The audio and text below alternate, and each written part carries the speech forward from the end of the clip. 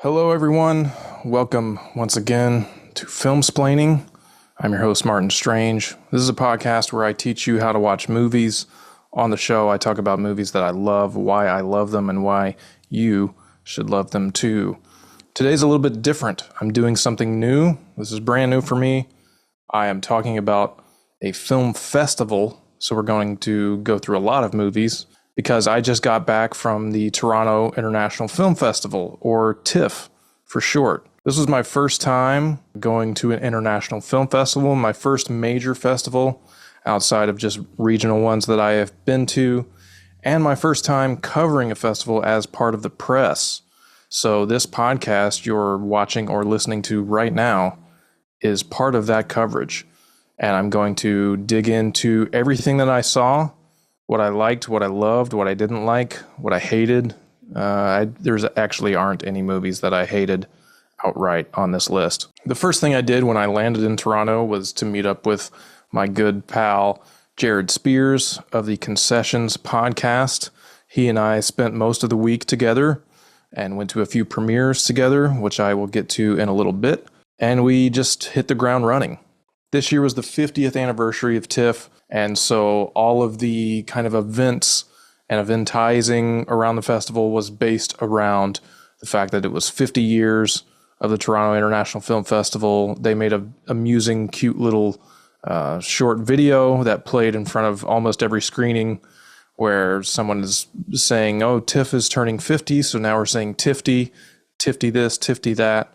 It was funny and cute, but got a little annoying after seeing it upwards of 10 times. But everything surrounding kind of introducing the screenings, anytime a programmer would come on, they would always mention, first off, that it was the 50th anniversary. So it was kind of a big deal to be there during that and to be there for my first time. So I'm going to do these in the order that I watched them, and then I'll kind of tell you what my favorites are and recommendations are for the films that I saw. But the very first thing I watched on day one was a press screening of the new film Sentimental Value from Joachim Trier. This is the director who had the big indie hit just a few years ago, The Worst Person in the World, a film that's already in the Criterion Collection. If you've heard anything about this movie so far, it's probably about Stellan Skarsgård's performance. He does give a phenomenal lights-out performance in this film of a character, a father who has been distant from his daughters their entire lives. And he's a filmmaker and he wants to make a film starring his daughter, who is an upcoming actress. And the first thing I noticed about this movie was just how strong the colors were. Maybe it was because I was watching on this immaculate screen at the theater that I was at, but it just, the look of it immediately struck me. And it is a very deep, very emotional, heavily kind of stressful film to watch, but it's also extremely rewarding, emotionally just hits you right in the chest. Knockout performances all around, not only Stellan Skarsgård, but Renate Reinsve, who was also the lead in Worst Person in the World. I managed to catch a glimpse of her at the premiere later on, and she is just a radiant creature. Also, another radiant creature in this movie is Elle Fanning, who portrays an actress, kind of very hot young actress who is looking to do more intense, more emotional work and not just kind of big budget action fare. So Elle Fanning is drawing on her own experience as an actor to play this part, and I think she did a great job. This was the Cannes Grand Prix winner this year, so expected to have a lot of awards buzz come Oscar season. And it was acquired by Mubi, so it will be available to stream on their platform later this year. The next thing I watched was a new adaptation of Hamlet, starring Riz Ahmed. This is a modern-day set Hamlet, so they are doing the play in the traditional dialogue, but set in the modern day, very similar to Baz Luhrmann's Romeo and Juliet, if you've seen that film. Although aesthetically, not at all similar, because it doesn't have the flash and the kind of garish aesthetics that Baz Luhrmann is known for. I liked this movie fine. I still am someone who just thinks that Shakespeare works much better on the stage than on the screen.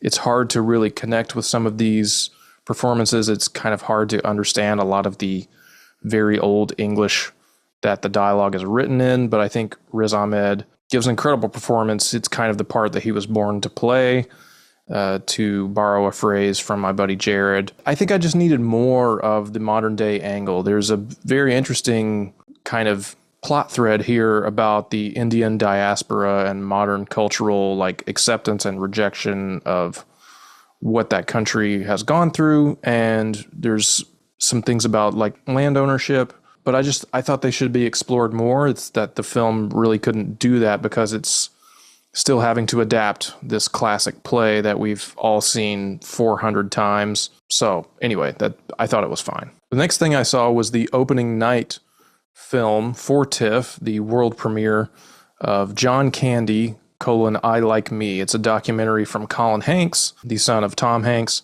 and producer Ryan Reynolds. They were both in attendance for the film, introduced the film. Ryan Reynolds came out in a brown velvet suit. That was very amusing. This is exactly what you would expect from a documentary about someone like John Candy. It's very heartwarming. It's very sentimental. And if you know John Candy's work, if you've seen him in movies and the kind of character that he was, it's a very loving tribute to the comedian and to everything that he did. I need to rewatch a lot of his movies because many of them I've seen, but just have not really thought about them being John Candy movies because he's always a kind of a small part, other than a few films that he did with John Hughes where he is the lead. But my immediate thought after watching this was, I really need to rewatch Stripes, and I need to rewatch his one scene in Vacation and things like that. It's a very straight to streaming kind of documentary, which makes sense because it's an Amazon MGM film, so it will be available on Amazon Prime probably later this year. On day 2, the first thing I saw was a press screening of a film called Motor City, which stars Alan Ritchson, Ben Foster, and Shailene Woodley. This film is wall-to-wall soundtrack. There's almost no dialogue. Whatever dialogue is in the film is either overheard or it's said underneath the songs. And so it's this very interesting experiment with kind of using sound and using kind of the history of Detroit to set the stage for this story. But the story itself is very just kind of simple by the books. It's about this guy who finds a girl, falls in love, marries her, but she is involved with this other guy who's a gangster, and there's a deal that goes bad. The big guy, Alan Ritchson, gets sent to prison. The rest of the film is about him trying to get out and escape and get back to Shailene Woodley's character. I just didn't really think this movie worked at all, given the conceit of it. And looking into it ahead of time, I found out that Jack White, a Detroit native, curated the soundtrack. So I was expecting a lot of Detroit garage rock or Motown hits, things like that. But it's really pretty typical kind of standard pop songs for the most part. And so the film I felt didn't really warrant that. And so it was one of the few kind of disappointments on my list that I saw. Next thing I saw was a film called Charlie Harper, which stars Amelia Jones and a guy whose name I can't remember right now. He was in the film Love, Simon, if you know that movie. This is a very cute kind of coming of age movie about these two people who get into a relationship, and one of them is very driven and motivated and the other is not, and they move to a new city together. It's a very similar premise to things you've seen before. There's decent chemistry between the leads, and there are some good needle drops, but it's the kind of film that is kind of aimed directly at young adults, and so I wasn't able to tap into it very much. I thought it was fine. On day 3, the first thing I saw was Christy, the biopic about the boxer Christy Salters, portrayed here by Sydney Sweeney. This is directed by David Michaud, who did The King for Netflix a few years ago, also starring Ben Foster. He had a bit of a twofer here. I think this is a very good sports biopic. A lot of people have said it's pretty rote and by the numbers, but I found a lot to really like in here, and I think Sydney Sweeney's performance is part of that. She is pretty transformative here, and she's doing all of her own fights, all of her own choreography. We'll talk later about another fighting sports movie that I think this one is actually superior to. I was very surprised to learn that Christy Salters did the majority of her training early in her career in my hometown of Bristol, Tennessee, and did so very close to the Bristol Motor Speedway, which I drove by a zillion times. I knew nothing about this. I really knew nothing about Christy Salters at all. And you get to see a lot of the highs and lows, but also all of the middle in this person's life and how they were controlled and managed. And she was forced to embrace her femininity in ways that she didn't want. And she was a gay woman, closeted gay woman, being forced into this very male, very masculine sport. And I found it really moving. I really liked this movie. I think it's a big win for Sydney Sweeney, especially now that she desperately needs one. And I think there is a good chance that she will be nominated for this at the Oscars, although it's a pretty heated race and I don't expect her to win. Next, I saw a movie called Carolina, Caroline, starring Samara Weaving and Kyle Gallner. This is a kind of road crime movie, Love on the Run. If you listen to my podcast about Love on the Run, a very specific subgenre of movies, this definitely falls into that category. It's predictable, but it's fun. Very shades of Terrence Malick, Badlands, particularly I thought of a lot of while watching this movie. Early Coen brothers. It wears its influences on its sleeve, and you can tell that. There is great chemistry between Kyle Gallner and Samara Weaving. I mean, they are both incredibly hot, and they're both incredibly hot for each other in this movie. This was a very sexy movie that I had a pretty good time with. Next, I saw with Jared the film California Schemin', which is the directorial debut from James McAvoy. You may have heard by this point that James McAvoy was actually attacked in a bar in Toronto shortly after this premiere, and I promise I had nothing to do with it. My cohort Jared, he may have had something to do with it. No, I'm kidding, of course. It was a very serious incident, and it got some news. The film itself is just a kind of standard. I would liken it to being a little cousin to Kneecap, the film from, I believe, just a year or two ago about Irish rappers. This film is about Scottish rappers, but they are forced to try and sound American to appease a wider audience and to get a record deal. So they are pretending that they're from California. It was a fine movie. I just thought it was very predictable, very by the book, and not one that I will revisit anytime soon. A movie that I will revisit as soon as I'm able to is Wake Up Dead Man. Jared and I went to the premiere of this film with the entire cast in attendance. They did a Q&A afterwards. It was the first time that the cast had seen the film. If you're not familiar, this is the new movie from Rian Johnson, director of Knives Out and Glass Onion and The Last Jedi and Brick and Looper. This is the third Knives Out movie. It's an all-star cast. Daniel Craig, Josh O'Connor, Kaylee Spaney, Josh Brolin, Andrew Scott, Glenn Close, Thomas Hayden Church, Kerry Washington. Almost everyone was there, and the reception just was amazing. The room was just like crackling with electricity. This movie is much darker than the first two installments, and it's much more philosophical. And Benoit Blanc is dealing with something that he truly does not understand this time. I think it might be my personal favorite because it is influenced by all of this really old crime literature and a kind of gothic horror aesthetic. It's not a horror movie by any means, but it has many of the similar trademarks. And yeah, this is one to watch for sure. It is coming to Netflix. It's a Netflix film, but do go see it in theaters when it hits theaters in November because you will be rewarded. On day 4, the first thing I saw with Jared again was Roofman. This is the new film from Derek Cianfrance, the director of Blue Valentine and Place Beyond the Pines.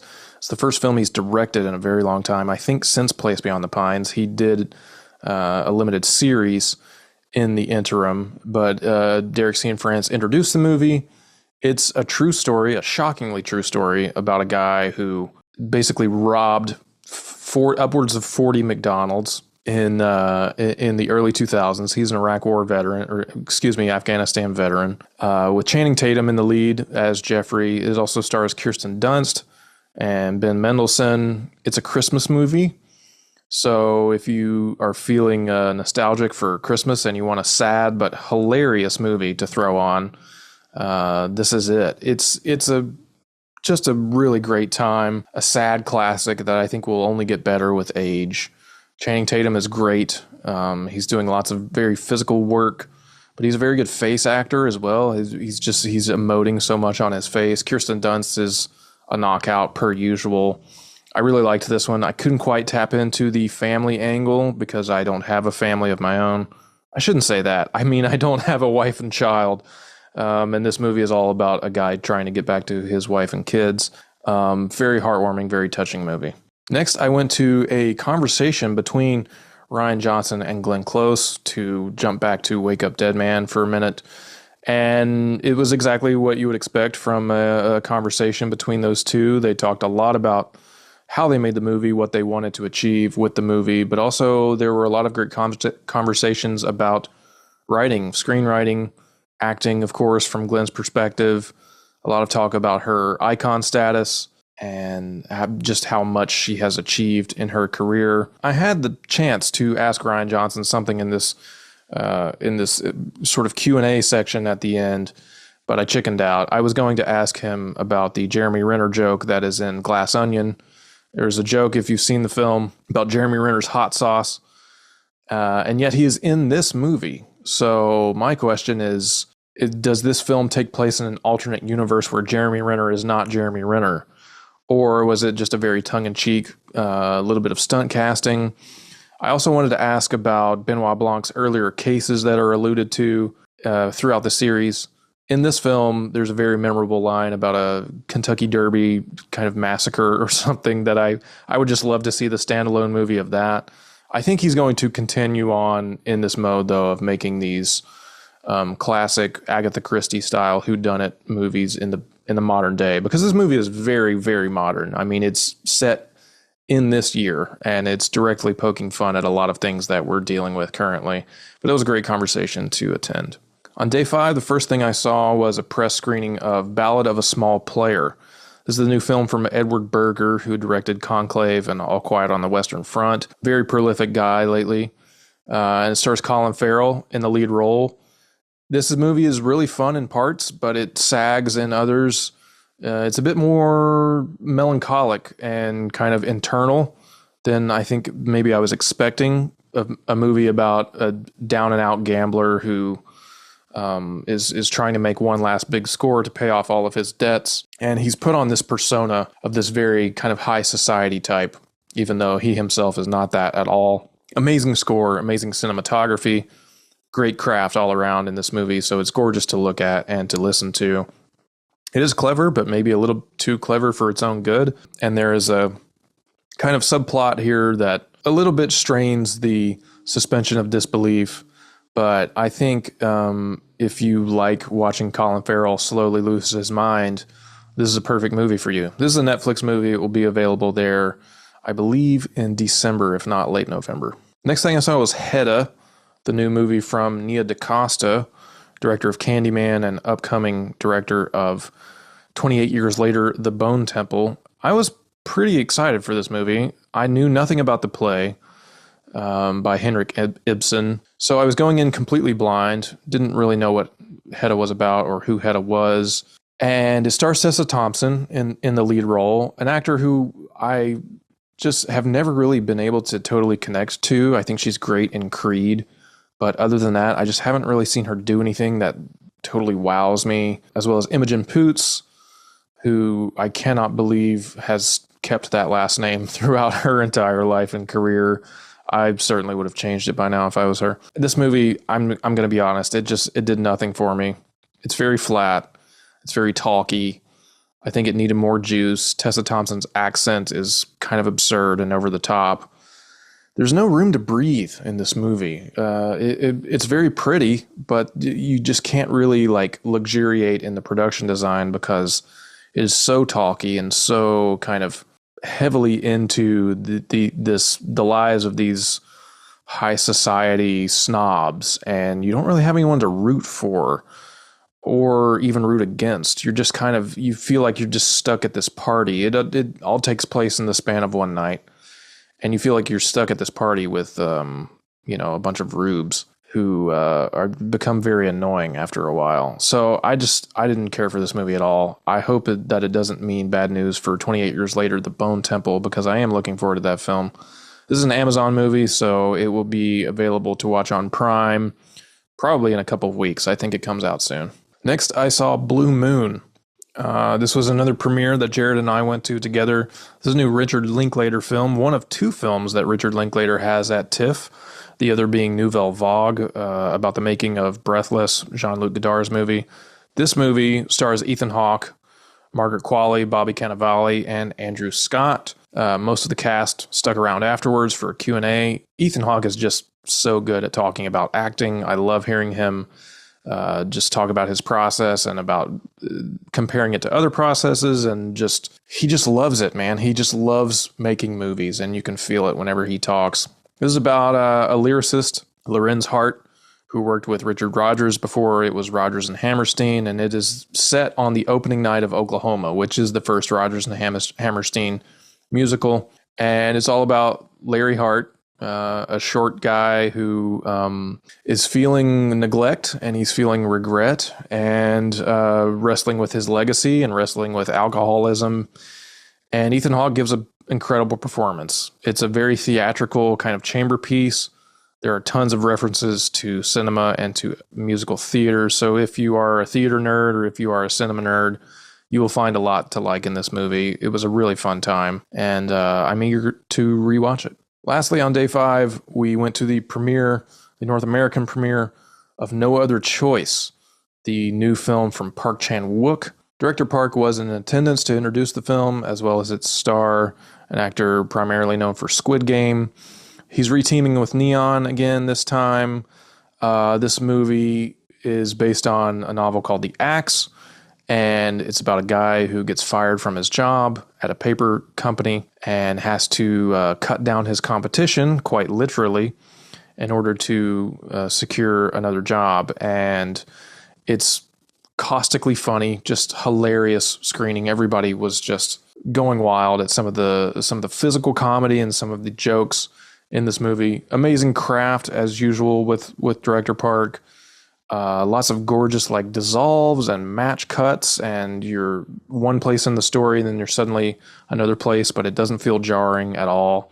There's a haunting, truly terrifying coda to this film about AI and about the workforce losing their place in the world. It's very relevant to what's happening today. It's very sadly just a part of daily life, and it does that in this amazing thriller comedy way that is what we've come to expect from Park Chan-wook. It's not among my favorite of his films, but it's still an amazing time. On day 6, I got up really early to attend a press screening of The Smashing Machine, the new film from Benny Safdie, starring Dwayne Johnson as UFC legend Mark Kerr and Emily Blunt as his girlfriend Dawn. This was my biggest disappointment of the festival, I've got to say. A lot of the criticisms for Christie I found much more potent here. This is a standard, by the book, no risks taken sports biopic. It's aimed directly at middle America. I think it's going to do incredibly well in theaters, especially with Dwayne Johnson pushing it. He's going to get some awards talk. It's just going to happen. I don't think he is transforming in this role. I think he does a great job of tapping into a register that we do not typically see of him. It's not his, big budget, giant action movies that we know The Rock for. He is doing something different. I thought he was fine. I thought Emily Blunt was good in this movie, although I just really think that she needs to get out of this mode of playing the damaged wife role because she seems kind of maybe stuck in that a little bit. I would love to see her get back to stuff like, I don't know, Edge of Tomorrow, maybe. But yeah, this was my biggest letdown of the festival, an A24 film, so it's going to be a big conversation piece. It's going to be an awards movie. It's going to be a big movie at theaters come this fall, but I just felt like it was missing the Safdie brothers' energy. And maybe Josh Safdie is a huge part of why. And I guess we will see when Marty Supreme comes out if that was the kind of juice that was taken out of this, because this to me just really didn't seem like the same director who made Good Time and Uncut Gems, because it's so safe and because it takes almost no risk. The very next thing I saw was Guillermo del Toro's Frankenstein. This was the second showing. The night before they had the premiere, Jared and I were out walking on our way to another screening and caught a little bit of the stars going into the premiere. I got about a 10-second clip of Mia Goth, and my heart almost fell out of my chest. But this movie was just hands down one of my favorites at the festival. If you don't know, it stars Oscar Isaac as Victor Frankenstein, Jacob Elordi as the creature, Mia Goth as Elizabeth, and Christoph Waltz. Guillermo came out, introduced the movie, got a standing ovation. He loves Toronto. Toronto loves him. He made a big to-do about shooting in Toronto for the last 15 years, and he brought a lot of his crew with him, his production designer, his costume designer, the composer, Alexandre Desplat, and his editor, and talked a little bit about, making his passion project. This is the movie that Guillermo del Toro has wanted to make for his entire life, and he is adapting much more closely the novel than anything we've seen on screen before. We've never really seen a full-on faithful adaptation of Mary Shelley's Frankenstein. This gets pretty close. He does play loose with several plot points and several characters. He adds a new character, Christoph Waltz's character, but it's exactly what you would want from Guillermo del Toro doing Frankenstein. The craft is astonishing.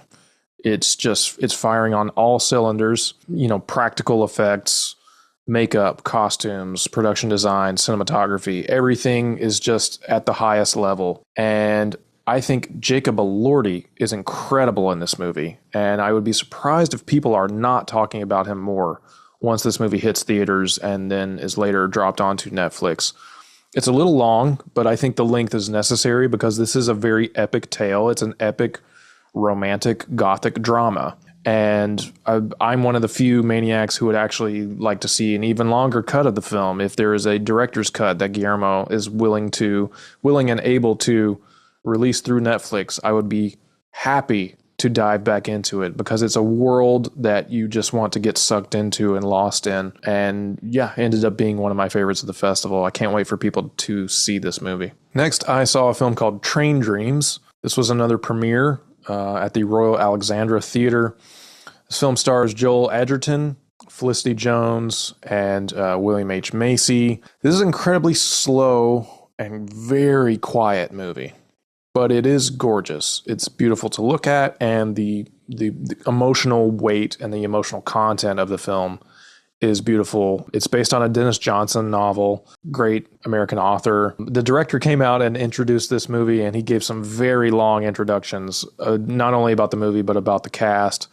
And they came out and kind of waved for a minute and then went away. This is another Netflix movie. Netflix had a huge presence at TIFF, and maybe because I saw so many press screeners, but it seems like Netflix is working on acquiring lots of awards fair this season. So we'll see how Train Dreams does in the fall later this year.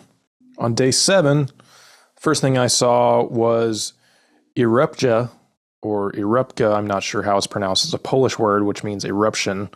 This is a very short movie, short and sweet. It was about 80 minutes long, which I always love. Very like French New Wave flavored movie about a couple on vacation in Warsaw, and the woman, played by Charlie XCX, finds an old confidant of hers, and they get kind of reacquainted and reconnected, and she ends up distancing herself from her boyfriend, soon-to-be fiancé. He's planning on proposing.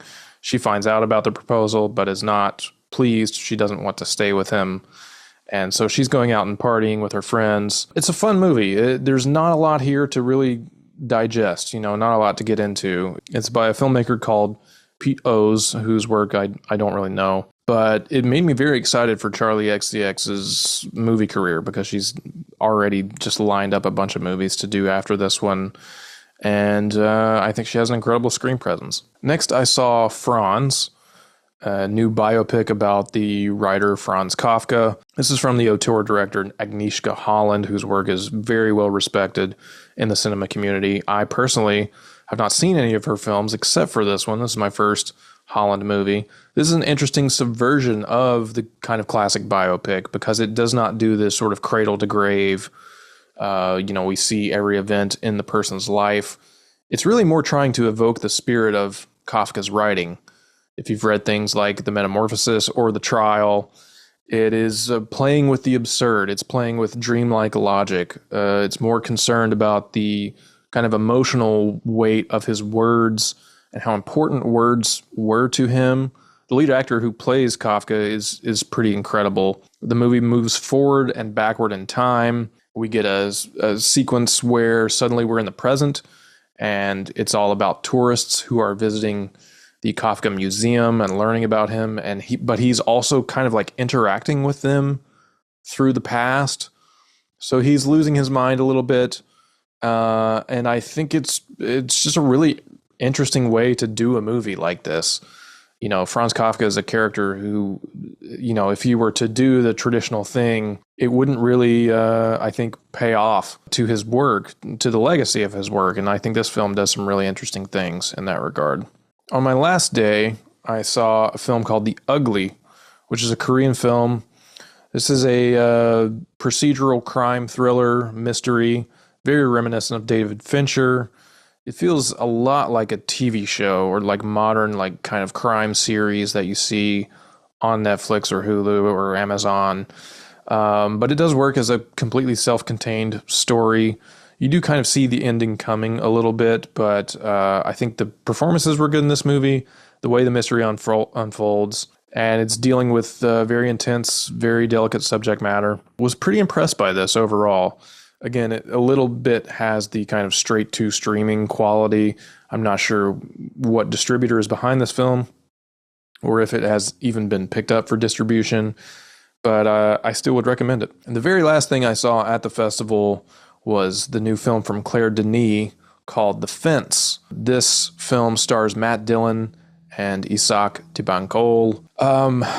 And this was another one that just really didn't work for me. It was actually kind of a bummer way to end the festival.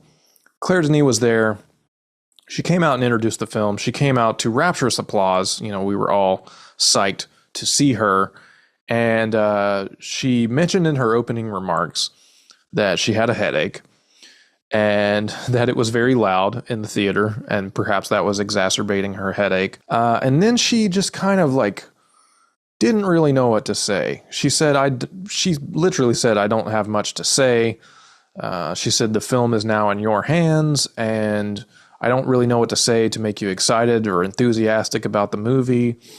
And frankly, that kind of set a tone for the movie itself, because I was not excited or enthusiastic about the film. It was very, very slow and very flat, not much going on. It's about, very intense subject matter. It is Claire Denis' kind of lifelong project of the sort of colonialism of West Africa. She's dealt with this in several other films, in Beau Travail, in Stars at Noon. I was just expecting more, and it's kind of a two-hander between these two guys, both actors who I admire and like, but they're just talking essentially for a lot of it.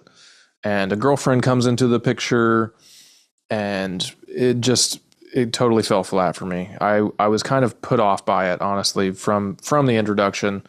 So I did not finish it. One of the two or three that I just kind of took off and went to get food or something. But that was the last thing I watched. Overall, I had an incredible time at this festival. I saw a lot of great movies, highlights being Sentimental Value, which I think is actually the best thing I watched at the festival. Ironically, it being the first thing that I watched. I can't wait for people to see this movie and to see the performances. Wake Up Dead Man, of course, just electrifying energy in that room. To be in that room with that entire cast who were all seeing the film for the first time was amazing. No Other Choice, the Park Chan-wook film, I adored. Frankenstein, I absolutely adored. I can't wait for people to see it, and I really just can't wait to watch it again, because it's just one of those films that I want to live inside.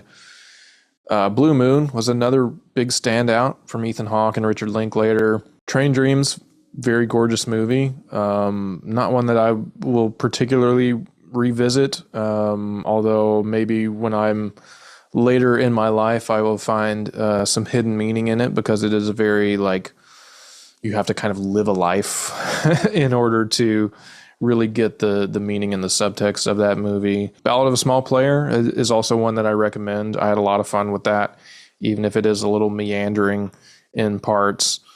And Roofman. Roofman was just a solid hit. It is incredibly funny. It's incredibly sad and touching, and it's a true story. And when you know the details of that story, it just kind of blows your mind.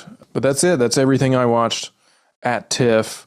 I also got some goodies while I was there. There is a video here on the channel which you can watch, a special edition of Physical Media Forever of all the physical media that I purchased while I was in Toronto. And I had a lovely time. It's a great city. It only rained on me once. Everyone was very kind, very welcoming. It was the 50th anniversary, so it was a big deal. Lots of people really excited. I almost went to the Criterion Mobile Closet. My pal Jared did go to the closet. He lined up at about 8:30 in the morning, I believe, and it took him 5 to 5.5 hours to get through the line. So I did not do that. But I will share with you that however you think this whole thing might work with the Criterion Mobile Closet, if you've never been before, it doesn't exactly work like that. First off, you're going to be waiting in line all day. So you basically have to sacrifice a day of seeing movies, seeing screenings to do this. They do discount the discs at 40%, less than the flash sale, but it's still a pretty good discount. But you only get to pick 3 films. And if you're on your own, you have to group up. You have to partner with a group who is already in line. And then the group of you share just 3 minutes of time to make your picks and talk about them on video. If you want to take a video of your own Criterion Closet experience, that's what you get. 3 movies, 3 minutes. You're with strangers or you're with your own group who you came with. So really, debate the pros and cons, weigh your options if you want to, stand in line all day to just do that. There was a very memorable moment one day where Guillermo del Toro was just walking through the streets and he walked up to the closet. Of course, they just let him in right away. They're not going to make him stand in line for 6 hours. But the Criterion folks are really kind. They brought everyone water and snacks and things like that. But, you're sacrificing basically half a day or a whole day of screenings just to make a little 3-minute video with a bunch of people you don't know. I wrote reviews for all of these films, everything I saw at the festival, which you can find on my Patreon page. They are for free on my Patreon page because I just want people to know more about these movies and to, if they want to know a little bit going in, I want you all to be able to get my thoughts, my unfiltered thoughts on everything I saw, everything I experienced.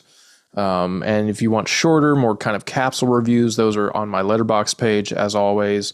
All of the links to everything I do, this podcast, my Letterboxd, my Patreon page, are in the description of this video and of this episode on the podcast platform of your choice. I would really appreciate you checking out my Patreon. I do lots of long-form writing, essays, reviews. I send a monthly newsletter about everything I'm doing and seeing and watching and reading and feeling. For anyone who wants to read it. And so please give that a shot. It's $3 a month, or you can read those reviews for free there. Yeah, I've had a great time at TIFF. Amazing festival. I can't wait to go back. Hopefully I can afford to do it next year. And that's all for now. Until next time, happy viewing.